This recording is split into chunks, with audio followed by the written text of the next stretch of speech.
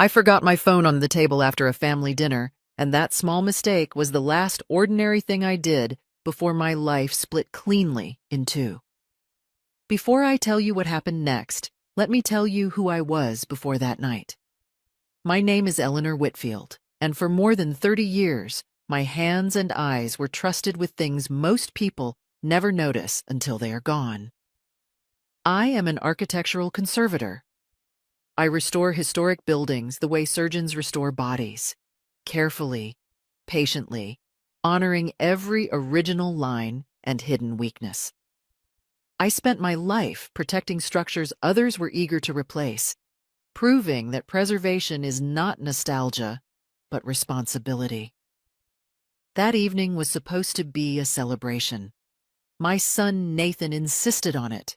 He chose the restaurant, an old converted library with vaulted ceilings and soft amber lighting, the kind of place that whispers prestige. He said it was to honor my upcoming 63rd birthday and my so-called retirement discussions. His wife, Brooke, sat beside him, perfectly composed, dressed in muted elegance that somehow still felt calculated. The table was filled with delicate plates, wine decanted precisely, voices low and respectful.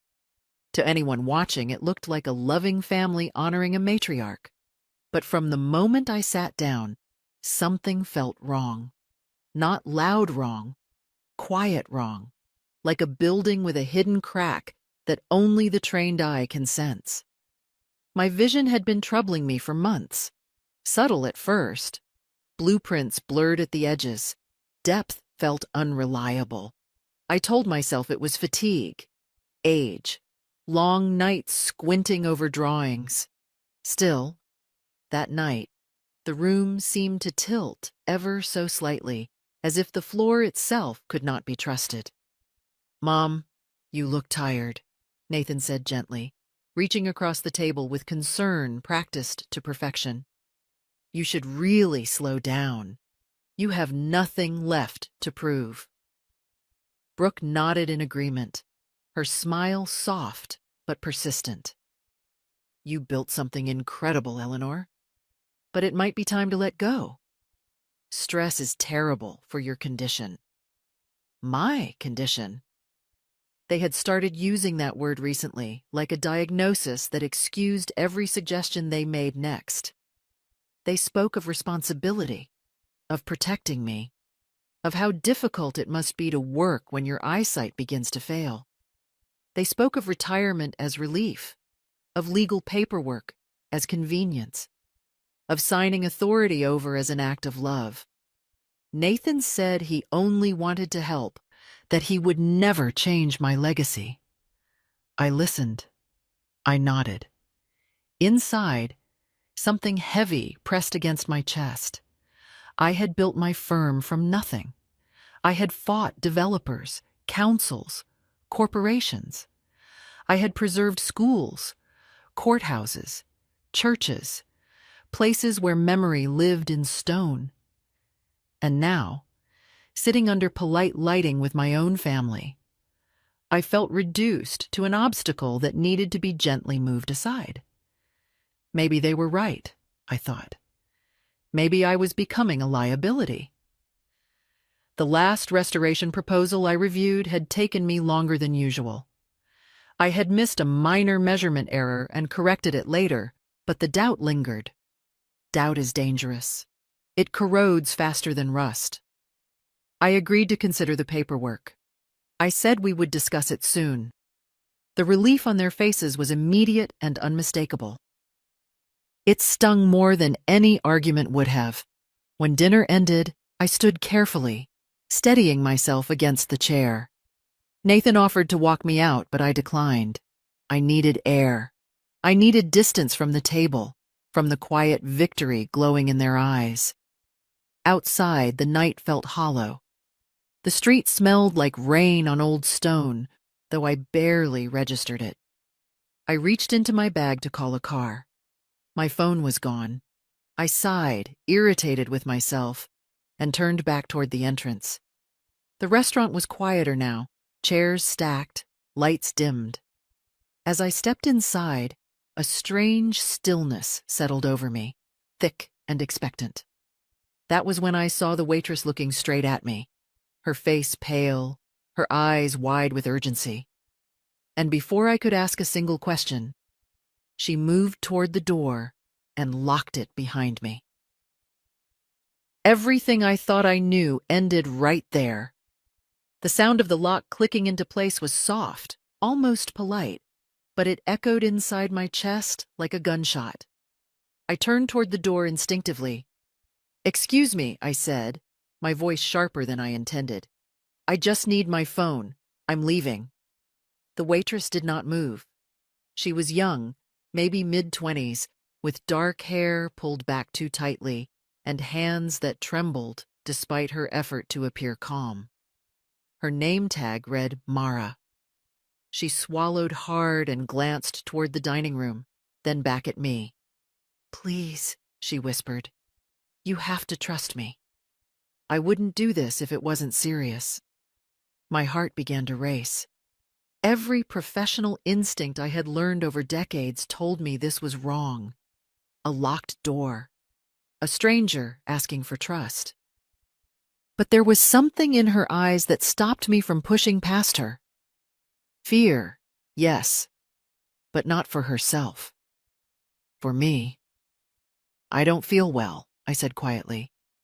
"If this is a joke, it's in very poor taste." "It's not a joke," she replied. "I saw something, and once you see it, you can't unsee it. But I need you steady. Promise me you won't faint." The word faint felt like an insult. Still, the room swayed slightly, as if to mock my pride. I nodded once. Mara led me quickly through a narrow corridor behind the bar, past shelves of glassware and linen carts, into a small staff room that smelled faintly of detergent and burnt coffee. Against one wall stood a desk with a security monitor glowing dimly. She closed the door behind us and lowered her voice even further. "This camera covers your table, the one above." I wasn't supposed to look, but I did. Because something felt wrong. She tapped the keyboard. The screen flickered, then settled into grainy black and white footage. I recognized the angle instantly. It was us. My table. My dinner. The timestamp read 23 minutes earlier. I watched myself stand up from the chair, adjust my jacket, and walk out of frame toward the restroom. My posture looked older than I felt, slightly unsteady, vulnerable. My throat tightened. Then the moment I had left the frame, everything changed. Nathan leaned back in his chair. The warmth drained from his face like water down a sink. He scanned the room quickly, not with concern but calculation. Brooke shifted closer to him, angling her body to block the table from view. My son reached into the inside pocket of his jacket. I leaned forward without realizing it.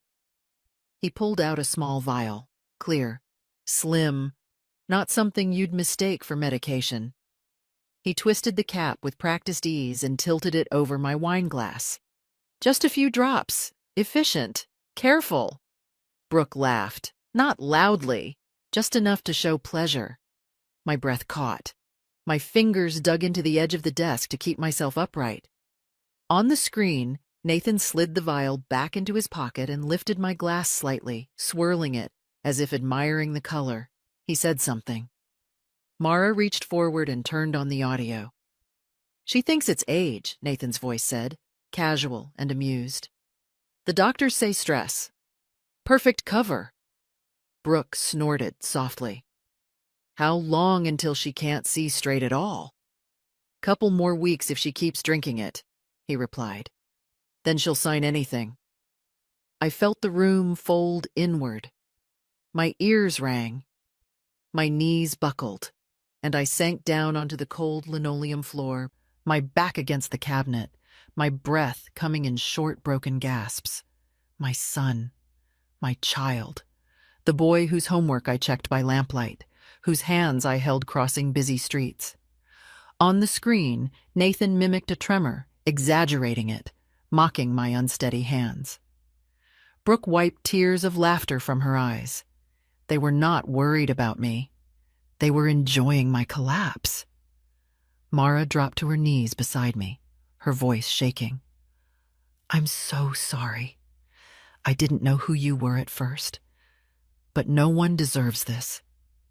I couldn't answer. I couldn't scream. I could only stare at the screen as the truth carved itself into me, clean and irreversible. The dinner had never been a celebration. It had been a rehearsal for my erasure. For a long moment, I stayed on the floor, my back pressed against the cold metal cabinet, my breath shallow and uneven. The image on the screen had burned itself into my mind, replaying over and over without mercy. Betrayal has weight. It presses down on your chest until every breath feels borrowed. Mara knelt beside me, unsure whether to touch me or not. Her hands hovered in the air, trembling almost as much as mine had been at the table. "I should call someone," she said softly. "An ambulance. Or the police." "No." The word came out sharper than I expected. I closed my eyes and forced my breathing to slow. Not yet. I needed my mind clear. Panic would only give my son exactly what he wanted. Mara hesitated. I saw conflict flicker across her face, but she nodded. "I think you should know something," she said quietly. "My father works in industrial safety, chemical exposure cases. I grew up hearing about substances that don't kill you, but make you weak, make you doubt yourself." That caught my attention. I opened my eyes and looked at her properly for the first time. She wasn't just frightened. She was certain. When I saw him pour it, she continued. I recognized the way he handled it. Too confident. That's not medicine. And it's not random. It's calculated. The room stopped spinning. Calculated. That word mattered. For months, my eyesight had been failing in patterns, not chaos. Worse at certain times of day. Worse after meals I shared with Nathan. Slight improvement when I traveled alone for work. I had blamed stress, fatigue, age. But age does not follow schedules. Poison does. A strange calm crept in, cold and focused. Like the moment before a difficult restoration when you finally identify the source of structural failure. Once you see the crack, the fear changes shape. It becomes solvable. "I am not dying," I said aloud, more to myself than to her. Mara looked at me, startled. "What, I'm not losing my sight, naturally? This is not decline. This is interference." The word tasted bitter, but it also grounded me. I pushed myself up slowly, testing my balance. The weakness was still there, but now I understood it. Understanding changes everything. "Thank you," I said to Mara, meeting her eyes. "What you did tonight may have saved my life." Her lips pressed together. "I just couldn't let you walk out not knowing." They were laughing. I kept thinking, if that were my mother. I reached into my bag, pulled out my wallet, and handed her several bills. She started to protest, but I shook my head. "This is not payment for silence," I said. "This is gratitude. But I need one thing from you. Anything." You saw nothing. I forgot my phone. I came back, picked it up, and left. If anyone asks, that is the entire story. Mara nodded without hesitation. "I promise." I took my phone from the desk where she had placed it and walked toward the back exit. My legs felt heavy, but my spine was straight. When the cool night air hit my face, it felt different now. Sharper, real. I did not cry on the way home. Grief would come later. Right now, I needed control. At home, the house was silent. too silent. Nathan and Brooke would not return until late. I did not go to my bedroom. I went to my studio, the room where I kept my earliest drawings and tools, where every surface carried the weight of memory and precision. I sat at my drafting table and stared at my hands. They were steady, not because the poison had left my system, but because fear had. They thought they were dismantling me. In truth, they had done something far more dangerous. They had awakened me. And for the first time since my vision began to blur, I understood with perfect clarity that my greatest threat was no longer time. It was trust. The studio was the only room in the house that never felt unfamiliar, no matter how long I stayed away from it. Even in the dim light of early morning, it welcomed me with a quiet honesty the rest of the world lacked. Drafting tables stood exactly where I had left them. Rolled plans rested in their slots. Shelves of notebooks and glass slides lined the walls, each one labeled in my own careful hand. This room had never lied to me. I locked the door behind me and turned on the overhead lamp.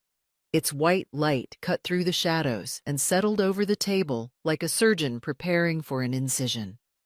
Whatever my son had put into my body, it had come from a place of calculation, which meant it would leave traces.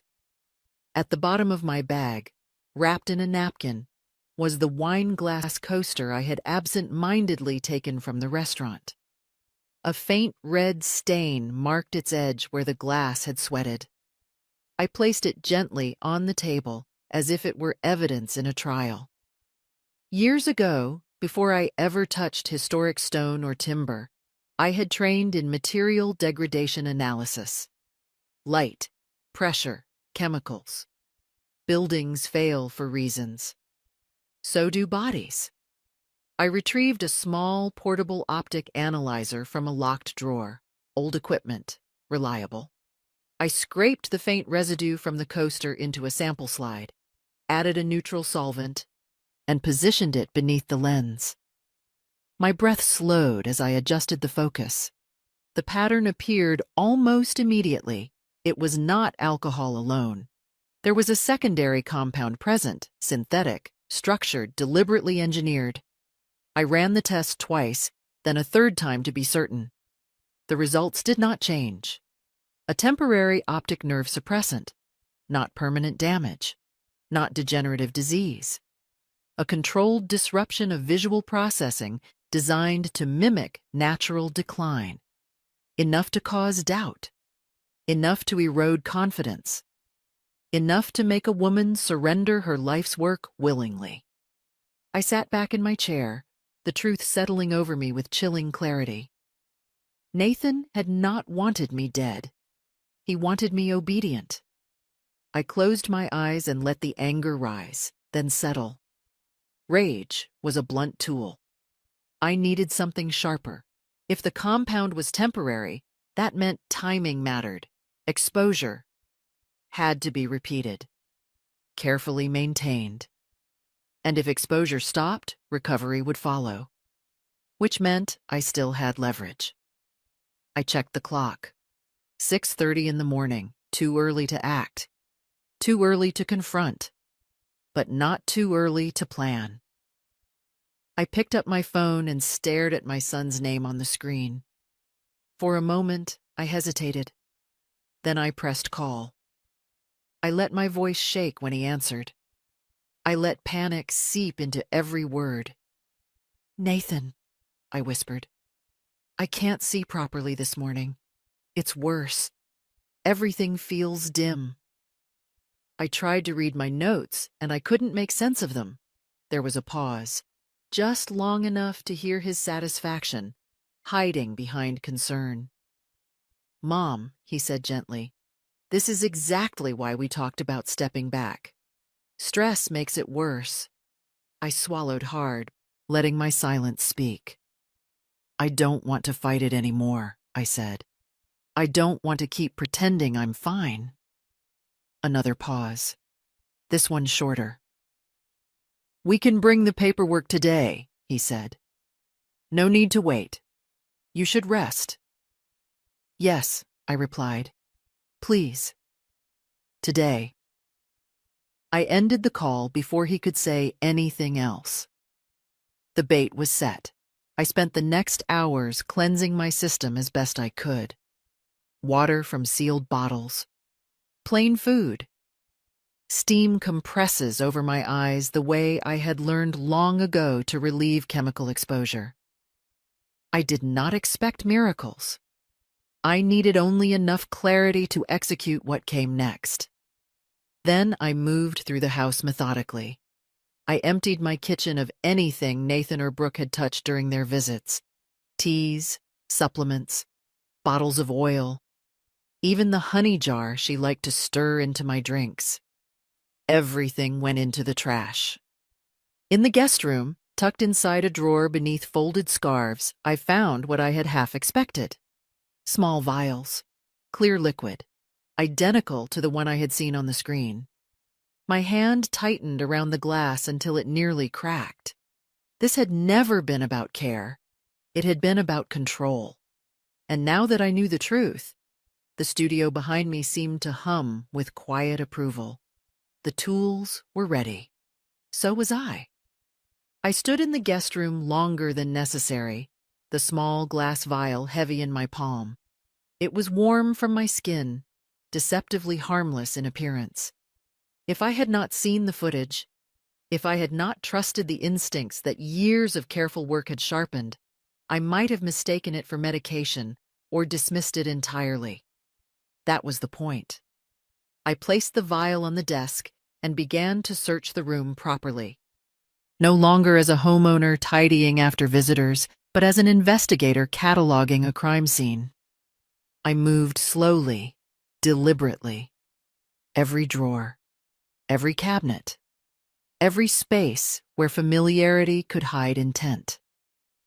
The second discovery came from my bathroom cabinet. Nathan had brought me a box of eye supplements weeks earlier, smiling the way sons do when they believe they are being dutiful. "For your vision, Mom," Doctor recommended. I remembered feeling oddly grateful at the time. Now, I turned the bottle in my hands and frowned. The label sat imperfectly. One corner lifted under my fingernail far too easily. I peeled it back. Beneath the cheerful branding was another mark, printed directly onto the original container. Minimalist. Stark. A symbol I recognized immediately. It belonged to Meridian Developments. My stomach dropped. Meridian was not a pharmaceutical company. It was a ruthless real estate conglomerate known for acquiring protected properties, draining them of legal status, and leveling them for profit. I had blocked 3 of their major projects over the years, invoking preservation clauses and historical designations they despised me for. This was not coincidence. I continued searching, my pulse steady but cold. In a storage drawer behind spare linens, I found a small cardboard box. Inside were more vials, identical in size and shape, each one marked with tiny etched codes. This was not opportunistic poisoning. It was supply. It was planning. I sat down on the edge of the bed, the weight of realization pressing into my spine. Nathan had not acted alone. He had been enabled, supported, equipped. Meridian did not just want my company. They wanted me gone. My firm had been the last barrier between them and a string of historically protected sites. Churches, schools, civic halls, buildings that could not be demolished as long as I held authority. If I stepped aside, those protections would crumble within weeks. They were using my son as leverage, or worse. I returned to the studio and laid everything out neatly on the table. The vial, the altered supplement bottle, photographs taken with my phone. Evidence demanded order. My mind replayed the dinner. Nathan's impatience. Brooke's smiles, their eagerness to accelerate the signing. It all aligned now. They weren't waiting for my decline. They were engineering it. The phone on the counter buzzed. Nathan's name flashed on the screen. I let it ring once, twice, then answered. "Mom," he said, his voice lighter than it should have been. "Brooke and I will be there around 2. Is that okay?" "Of course," I replied, allowing my voice to soften. "I'll be here. I'm not going anywhere." When the call ended, I allowed myself one long breath. The betrayal was no longer personal alone. It was ideological, ethical. They were not just dismantling me. They were erasing decades of protection, of memory, of care, and they believed I was too weak to stop them. I began preparing the house for their arrival, not as a place of surrender, but as a stage. I practiced the tremor in my hands until it looked convincing. I let my shoulders slump. I placed papers in disarray where they would expect confusion. Every movement was deliberate. They wanted a frail woman. I would give them one. And while they watched her fall, they would never notice the ground shifting beneath their feet. The sound of tires crunching against the gravel driveway reached me before the doorbell rang. I was already seated in the living room, wrapped in an old wool shawl, my posture slightly bent, my gaze unfocused. I had chosen this room carefully.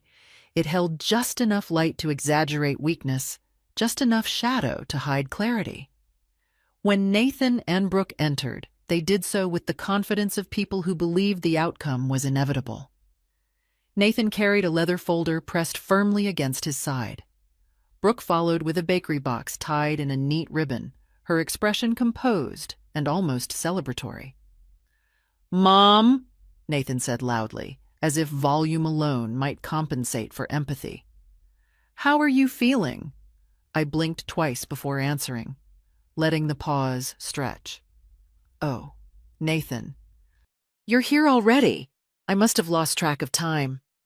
Brooke stepped closer and set the box on the table. "We brought you something sweet. You should keep your energy up." I leaned forward slightly, squinting at the box, as though trying to identify it by shape alone. Is that the vanilla cake I like? I can't tell anymore. Everything smells wrong lately.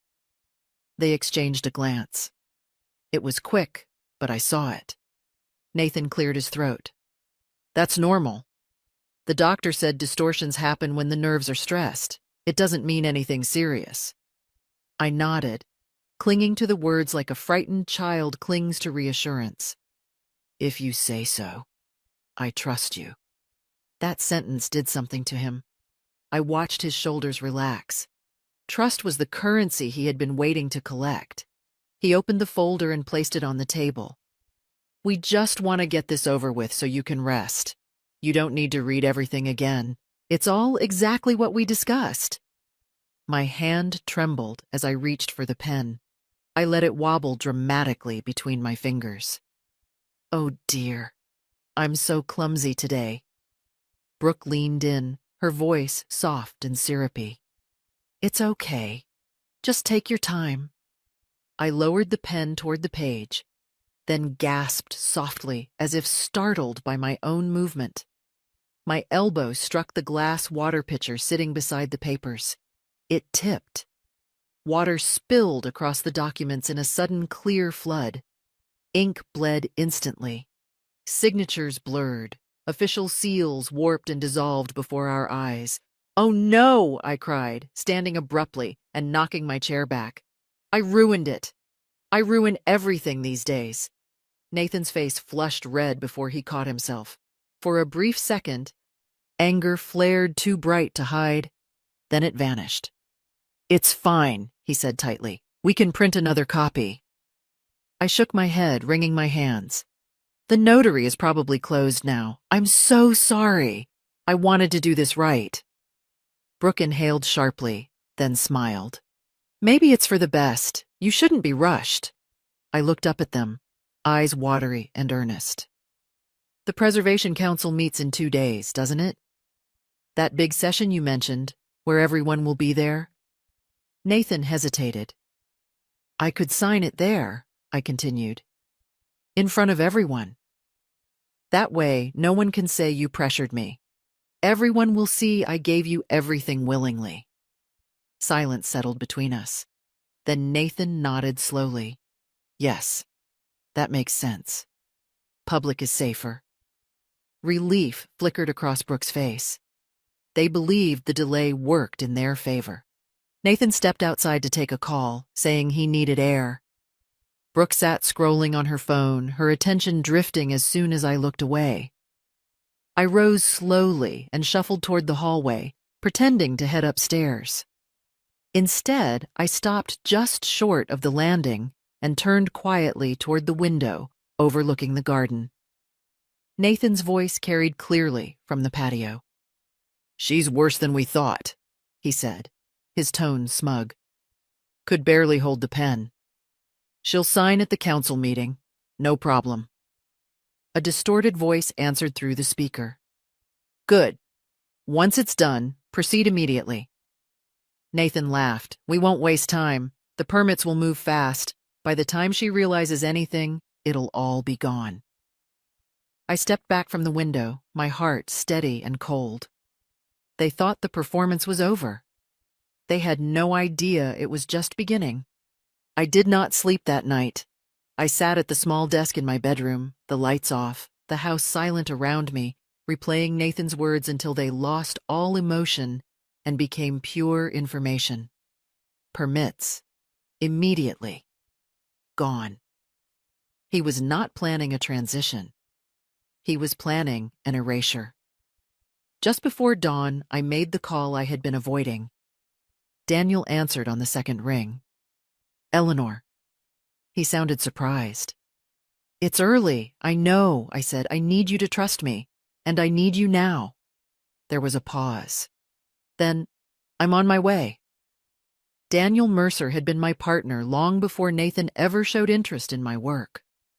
A structural historian, meticulous and stubborn, he understood one thing better than anyone else. Documents outlive people. If you protect the paper, you protect the truth. An hour later, we were driving north, away from the city, toward a stretch of land most maps no longer bothered to label. The fog was thick, wrapping the road in quiet anonymity. I didn't explain much, only that my son had betrayed me and that my life's work was at risk. Daniel didn't ask questions. He never did when something mattered this much. We stopped in front of a neglected municipal archive building slated for closure years ago. The sign was faded, the parking lot empty. To anyone else, it looked abandoned. I unlocked the side door with a key I had carried on my ring for 20 years. Inside, the air smelled of dust and aging paper. We descended 2 levels underground, past rows of inactive shelves and sealed cabinets. At the very back, behind a false wall, I entered a code and pressed my palm against a cold metal plate. The wall slid open. Daniel exhaled slowly. Eleanor, what is this? This is the reason Sterling survived every hostile takeover attempt for 3 decades, I said, and the reason Nathan will fail. Inside was a vault. Not money, not jewels. Deeds. Original restoration charters. Preservation covenants. Addendums signed in ink that still carried legal force. Every building my firm had protected was represented here with clauses embedded so deeply that no public transfer of authority could dissolve them. I handed Daniel a folder. Contingency authority. If I am declared incapacitated or coerced, all rights revert to the Preservation Trust, which I control, alone. He flipped through the pages, his eyes widening. You never told the board about this. I never told anyone, I said. Not even Nathan. Daniel closed the folder carefully. They can't touch the sites. No. And if they try, I continued, their attempt becomes criminal interference with protected heritage. I placed the vial and the altered supplement bottle on the table. This makes it conspiracy. Daniel looked up at me, something like pride in his eyes. They think you're fragile. I allowed myself a thin smile. They think age made me weak. In truth, it taught me where to hide the foundations. By the time the sun rose, we had copies secured in 3 locations, legal counsel alerted, and contingency notices prepared. When Nathan arrived at the council meeting the next day, confident and impatient, he would walk into a room where every exit had already been sealed. He just didn't know it yet. The council chamber was already full when I arrived. Long wooden tables, microphones neatly aligned, nameplates polished to a dull shine. People who had known me for decades nodded politely as I passed, their expressions a mixture of respect and concern. Word had traveled quickly. Eleanor Whitfield was stepping down. Or so they believed. Nathan sat near the front with Brooke beside him, both dressed for victory. He stood when he saw me, offering his arm with exaggerated care. I ignored it and walked on my own. My vision was clear. Not perfect, but honest. Grounded. Enough. When my name was called, I rose slowly, allowing the room to settle into silence. This was the moment they had prepared for. The public surrender. The signature that would unlock everything. Nathan slid the folder toward me, the new documents pristine, the pen placed carefully on top. "Take your time, Mom," he said softly, for everyone to hear. I looked at the paper. Then I looked up. "Before I sign anything," I said calmly, "there is something I need to share with this council." Nathan stiffened. Brooke's smile faltered. I nodded to the clerk at the side of the room. "Please play the footage." The screen behind the council lit up. Grainy black and white images filled the chamber. My table at the restaurant. Me standing up, leaving. Then my son reaching into his jacket. The vial. The pour. The laughter. A murmur rippled through the room like a sudden wind. "Turn on the sound," I said. Nathan's voice echoed through the chamber. Clear. Smug. Unmistakable. "She thinks it's age." Brooke's hand flew to her mouth. I continued before anyone could speak. For months, my declining vision was not a medical mystery. It was chemically induced, designed to mimic age-related deterioration, temporary, reversible, and administered without my knowledge or consent. I placed the vial on the table in front of me, then the altered supplement bottle, then a folder of lab analyses and documentation. This substance was supplied by an external developer with a vested interest in dismantling historic protections I personally enforced. Gasps. Whispers. Chairs shifted. Nathan stood abruptly. "This is absurd. She's confused. She's been unwell." I met his eyes. "I am unwell," I said evenly, "from betrayal." I turned back to the council. In anticipation of coercion, decades ago I placed all protected site authority into a private preservation trust.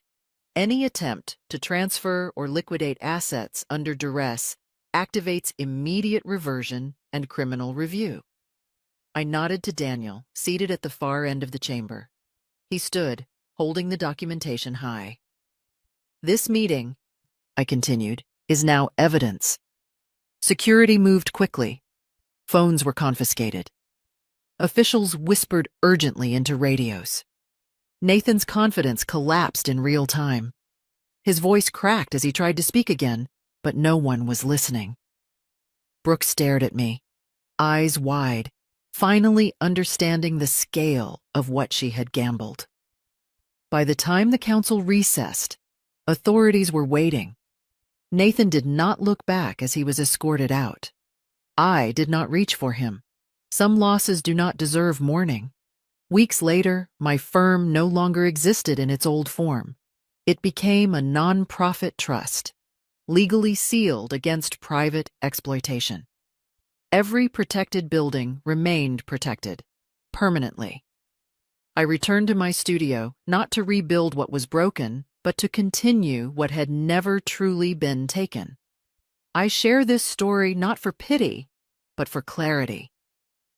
Because betrayal often wears the mask of concern, because age is too often mistaken for weakness, and because the most dangerous lie we are taught is that our time is over simply because others are eager to replace us.